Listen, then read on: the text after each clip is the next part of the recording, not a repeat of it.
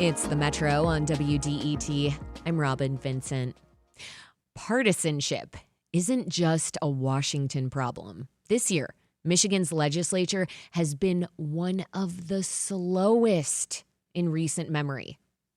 A few bills have passed since January. This is happening as costs keep climbing and families keep stretching. Life is getting really expensive, and people want their leaders to take action. With State Senator Erika Geiss stepping down from her seat overseeing parts of Detroit and Downriver, two Democrats are now vying to fix some of these problems. One of them is former State House Representative Abraham Aiyash. How does he plan to lower costs in District 1? And how would he get things done in a highly polarized political environment? To discuss this, we have him with us now. Abe Aiyash, welcome to the Metro. Thank you for having me. Okay, so you worked in the State House from 2020 to 2024. Why are you now running for State Senate? You know, I served for 4 years in the Michigan House, and I made the decision to step back with the assessment that I was still young and I had my whole life ahead of me, and I didn't want to sort of expend all my youth, my 20s and 30s in politics. And that's fair. Yeah. And you then wanted to live your life. You wanted to be a free bird, at least for a moment. You know, it was more so I thought I could be more effective in other spaces. And then my buddy Zoran Mamdani gives me a call, says, "Hey, I'm thinking about running for mayor." My buddy Zoran Mamdani. Okay, Subtle, name dropper. Go on. Subtle flex, right. And I spent some time in New York last year, and I really got to see firsthand that when you rebuild a politics that is centered around one that is of no translation, that people's issues are very clearly defined by the people running for office, and that community is built around a campaign that says we are not going to just talk about issues and get elected, but we're going to include people in a process that says government alone can't fix this, correct? But government can be the process and the vehicle in which we bring people together to move the issues along. And there's this buzzword now, everyone talks about it, affordability.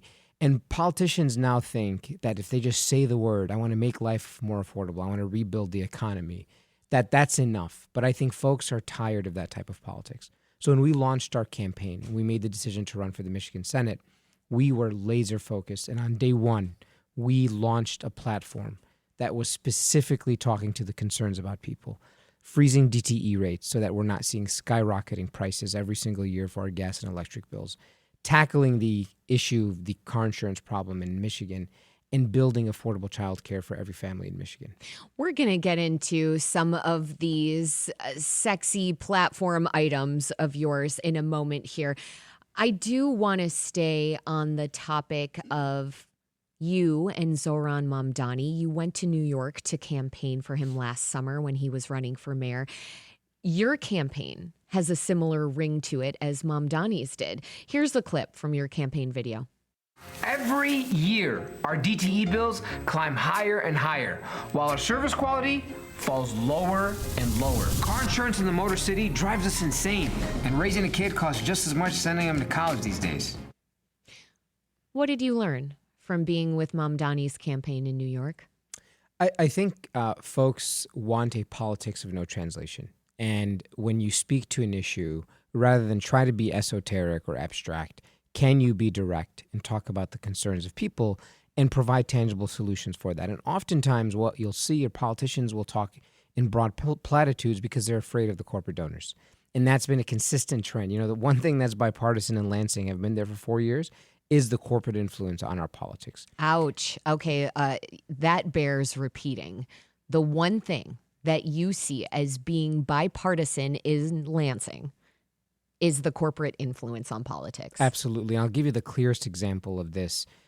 In the fall of 2024, we're in the middle of a tough election cycle, and we had lobbyists from data center companies and the utilities push what the sales and use tax bill for data centers. I proudly voted no, but even in my no vote, I made sure to negotiate things like closed loop water systems so that data centers are not sucking up all of our water and energy resources. But that was the only bill that the speaker at the time moved heaven and earth to pass.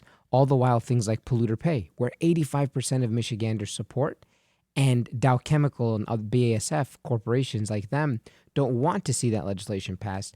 Therefore, the bipartisanship of the corporate class was able to reign supreme over my colleagues in both the House and the Senate. The bill you're talking about, the data center tax exemption bill, there were two versions of that. You voted yes on the first version, and it seemed to be along party lines. It was like almost all Democrats voted yes for it. The final version of that bill, you voted no on. And it was a more mixed roll call on that. What changed for you that you voted no finally? So they're fundamentally two very different bills. And in the final version of the bill, there were just far too many loopholes in the conversation around what will actually happen with these data centers. And the lobbyists kept telling us, this is a tax exemption bill. You're trying to set data center policy in a tax exemption bill. We said, well, no, you're asking for hundreds of millions of dollars in tax breaks over the course of a decade. We need to make sure that you're not doing this on the backs of the working people, on the backs of ratepayers, and on the backs of our water, which is a rare and incredibly valuable resource in the state of Michigan that we cannot just give way for corporations to come just extract. I mean, everyone talked about Nestle 8 years ago. You remember the frustration around Nestle. Now we have a situation where these data center companies want to suck millions of gallons of water out of our groundwater systems, out of our lakes, to cool these data centers. And they're trying to convince people that it's fresh water that can be recycled, when that's just simply not true. They can't, the science shows us that when you spray this water to cool these data centers, and that's what the water is used for, a lot of folks may not understand, they're spraying the systems to keep them cool so they don't overheat. That water cannot simply be recycled because now it's touching rare earth minerals and other metals that have now polluted the water and don't make it possible for people to actually reuse. It's contaminated after this process. Plain English, yep. Abe Aiyash, you mentioned that what people want right now is concrete solutions. Yes. And that's what you attribute some of Zohran Mamdani's success to. Now, you're running to freeze DTE rate hikes and to lower car insurance costs, as you've mentioned. I do want to talk about the former first, DTE, which is controlled by a public service commission. And DTE lobbies the commission for rate hikes, and then the commission approves them.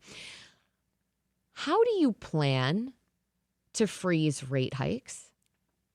So this is a great question. So the way it works now is every 12 months, the utility companies will propose, and it's kind of like going to court. So they basically file a lawsuit, so to speak, saying, hey, we're going to increase our rates. And in this case, the public service commissioners are considered the judges or the jury. They deliberate, and then they look through the process. And we're fortunate to have an attorney general that really looks through their rate cases and say, okay, you asked for a $400 million increase over our rates. When you dig a little deeper, you see stuff like $10 million is allocated for corporate private jet travel, right?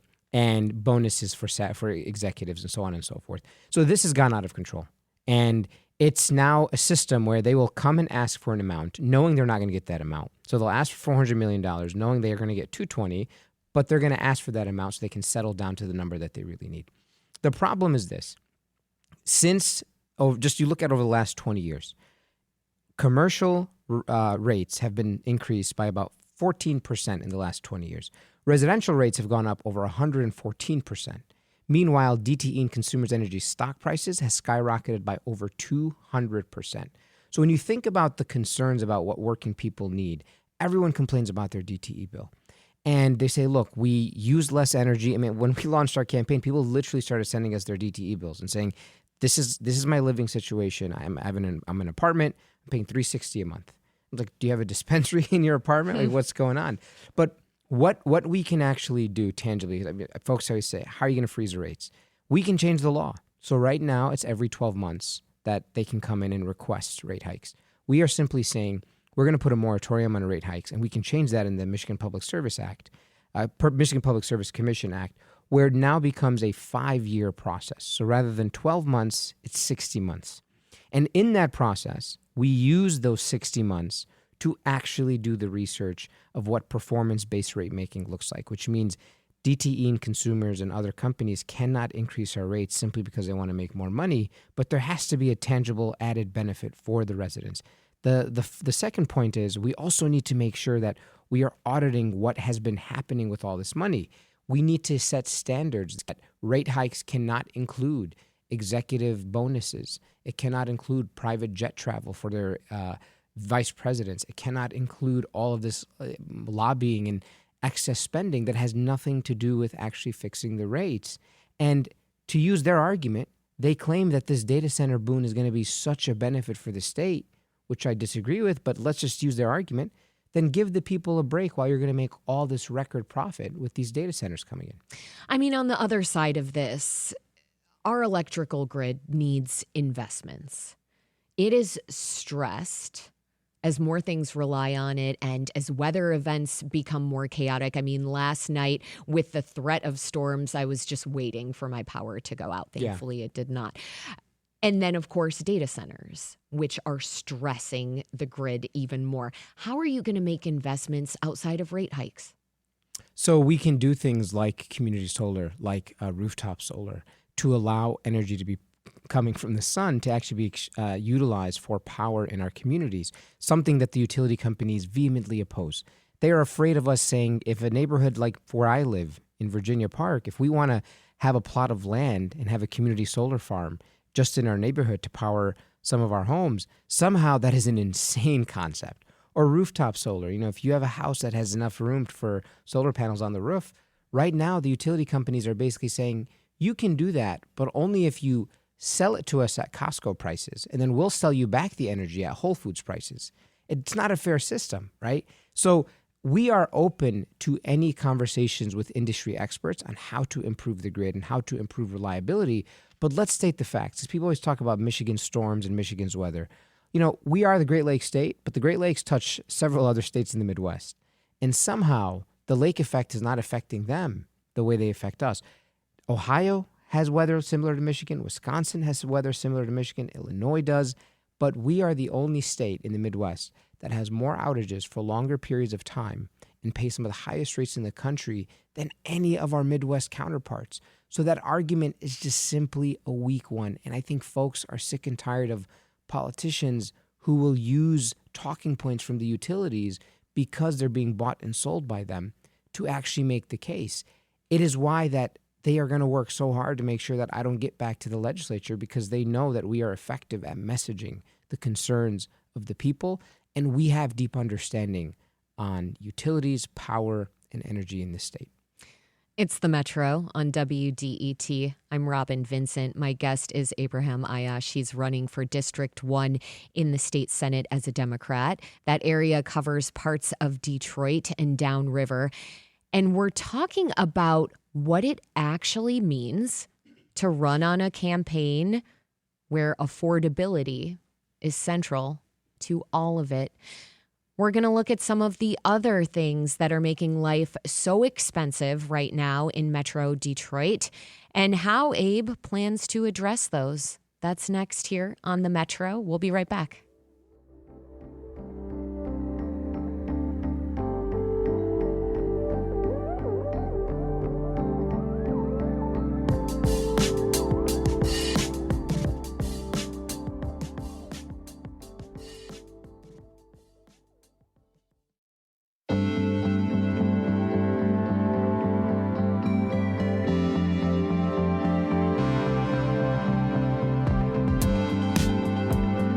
It's the Metro on WDET, Detroit Public Radio. I'm Robyn Vincent. My guest is Abraham Aiyash. He's running for District 1 in the state Senate as a Democrat. That area covers parts of Detroit and Downriver, and we're talking about how to make life actually, concretely, more affordable here in Metro Detroit. So we've talked about rising energy bills. One of the other things that is making it cost prohibitive for folks here in Metro Detroit is car insurance. What can you even do about that? You want to make it more affordable. How? That's a great question. So we have to contextualize what happened. In 2019, there was this big push. We're going to do auto reform, and they signed it at Mackinac at the Mackinac Policy Conference. And the idea was there was going to be savings, and it turned out to be a farce. No one actually saw savings. What we did is we asked people to gamble their medical coverage for their car insurance policy at the expense of a couple savings. It's what was called PIP, personal injury protection. And my House predecessor at the time, Isaac Robinson, he would say this is the okey doke and double talk of Lansing. And it's true, because what we have seen, once again, record stock prices for car insurance companies, record rates for residents. I was just checking my policy that I paid in the last year. My insurance rate for one vehicle is $290 a month, which is insane. $3,000 a year is what I'm paying to insure one car. And you think about that for someone who makes $40,000 a year or $35,000 a year, that would be 10% of their entire salary dedicated not for the vehicle, just to insure the car that they are driving. And if we had public transit in the state of Michigan, if this was like New York City, I would say, you know what? This sucks, but it can't be top of mind for many folks. Unfortunately, the most efficient way to get around in this state due to weak public transit is a vehicle. And when folks are driving around in the Motor City, they're driving insane because they're like, what is going on? It does not make sense that I'm paying this much. This is why there's so much road rage, you're saying. That could be a theory. One of the things that we looked at was, well, when they changed the law in 2019, they eliminated zip code tax. They eliminated the word zip code. They eliminated the word credit score, but they changed the language. They literally just did a bait and switch. Instead of using zip code, they now use what's called territory or census tract data. Instead of using your credit score, they can look into your credit report. And the way I explain to these people is this. Imagine if I told you, I'm not going to look at your GPA, but I still want to read your report card. It's effectively the same thing. So you're still being punished if you have a bad credit score.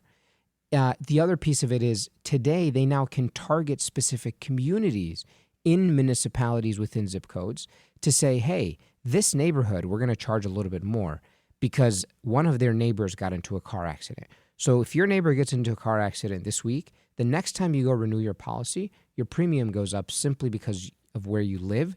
And that just simply isn't fair, because if you live somewhere but drive somewhere else, I'll give you an example. I used to work in Lansing at the Capitol. I live in Detroit.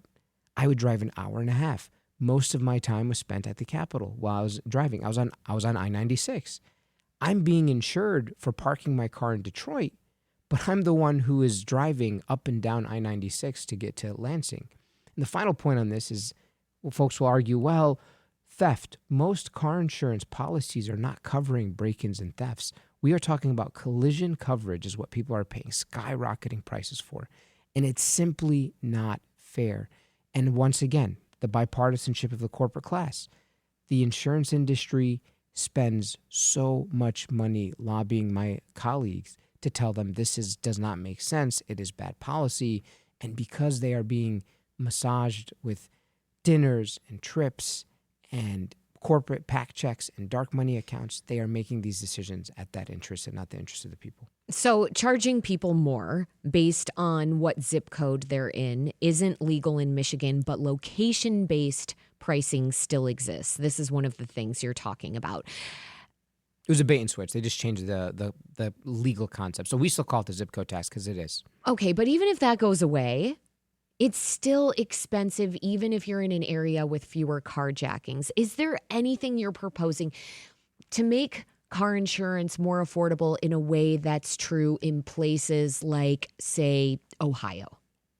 So there's a lot more we can do, but I think the first step is to end this process of redlining, which is largely racist in theory.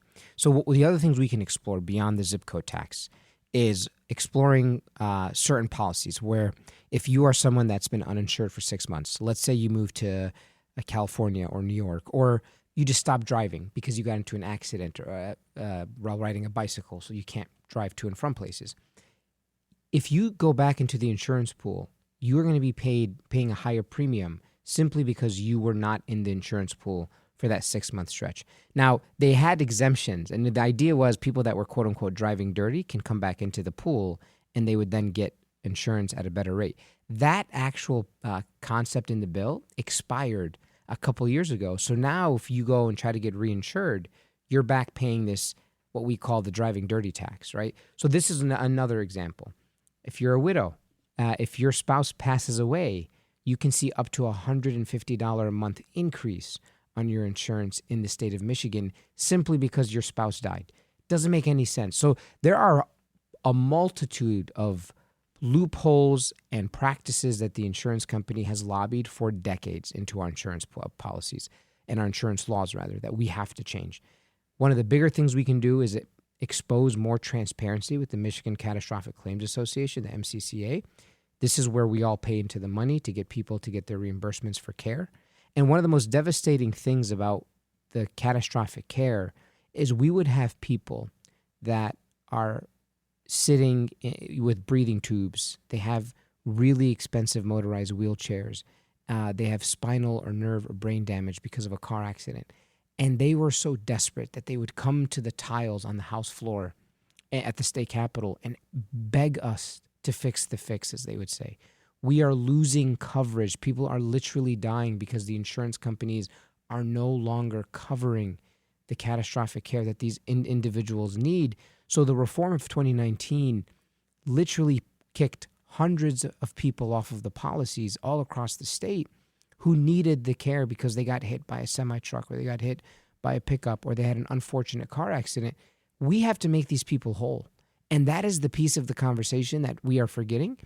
And I understand that the frustration is the price, but we also let down thousands of people that have been suffering for years because of this policy. So it is a multitude approach that we have to take. But first and foremost, tackling the most obvious unfair practice of usage of credit reporting and location-based pricing is the first step.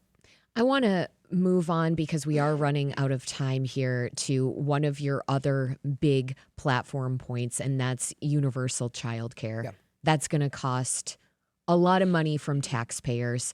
As briefly as you can, how do you plan to get that passed? So my parents raised 8 kids on one factory job, and I wish I can say that's still possible today. One of the things we have to do is look at building a universal childcare program, and that's going to do 2 things. It's going to build a care economy, so it'll open up thousands of jobs across the state for people that want to work and actually build an economy in their local communities. So we're not relying on big corporations, but it is a community-centered economic development approach. The second thing that we'd have to do to fund this program is right now, the best and most effective way to attract people to come into the state of Michigan. We always talk about growing our population. We're not growing our population because people want to come here and grow their families. The biggest reason why population is growing in Michigan is due to immigration. So if we really want to grow our population in the state so that Michigan can be a place that is prosperous, that we have a tax base, that we have the ability to have more people to help improve the grid and making sure our infrastructure is sound because our schools are getting improved and so on and so forth, that is required to have universal childcare, which is one of the biggest costs of people. So the way we do that is we look at luxury taxes for the most expensive services for people, things like yachts, things like lobbying. You know, there should be extra taxes for people that want to pay for lobbying, but also looking at a centimillionaire and a billionaire tax. We can tax the rich in the state of Michigan to begin funding some of these programs. And I know folks get nervous when we talk about taxing the rich, but here's the truth. In the last 5 years alone, billionaire wealth has doubled 2 times in the last 5 years. The question I have for people is, has your life doubled in quality of life in that same time period? The answer is resoundingly no. We can and we will tax the rich. We can do that right here in Michigan to pass universal childcare. Michigan House Speaker Matt Hall proposed, a 6% sales tax on luxury and discretionary services. Do you support it? I've looked into it. I think it's a novel idea. The problem is I don't trust Matt Hall's willingness to actually take on the corporations because he gets a lot of his money from them. So well, that brings me, I think, to a really pressing question here for us right now, and that is, you're saying that you are strongly opposed to taking money from these powerful corporations, but many of your colleagues are not opposed. How do you get things done if that's the case? You know, one of the things we're doing differently this time is we are directly engaging with voters by way of this new form of communication, right? Short form video content. And what we found to be very effective is that when you want to mobilize concepts or ideas or calls to action, this is one of the best ways to do it for a society that is chronically online. And we are going to continue this process. This is not just a campaign stunt.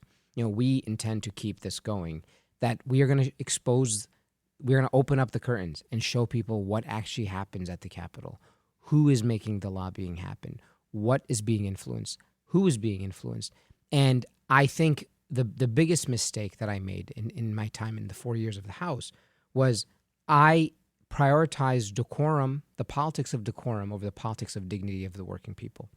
And I realized that with term limits, you don't have time to build camaraderie or establish this heightened sense of decorum if it comes at the expense of working people suffering, and it comes at the expense of corporations and billionaires getting whatever the hell they want. So one of the things that I'm coming in with this time is I'm not going to tell you, folks like to say they're bridge builders, they're coalition builders. You can't build coalitions with people that want to do harm on your communities. That is just a fact. You cannot tell yourself, I'm going to work with people that want to get more tax breaks for the wealthy and want to screw the working class over. That is not a coalition I want to build. What I'm going to do is leverage the power of organizing, which I came from, the power of media, and leverage that to push my colleagues to do the right thing if they're unwilling to listen to their constituents. So if you're elected, what you're going to do to organize Democrats to avoid a situation like what happened during the lame duck session of December 2024, it's what you're talking about right here. It's not about civility. It's about coalition building. But what does that look like in the last minute, 30 seconds that we have? Yeah. So again, I think it's talking about the issues directly with the people that are impacted. So if we have colleagues that are waffling on particular issues, we go to their districts, activate their constituents, and say, hey, these are the people that are voting for you. You may not care what someone in Detroit and Downriver say because they represent me, but you're going to care about someone from the West Side or the UP or the Thumb that is coming to your door and telling you, we want you to build a politics of the working class. Abraham Aiyash is running for state senate as a Democrat. Abe, thanks for joining me here on the Metro. Thanks for having me.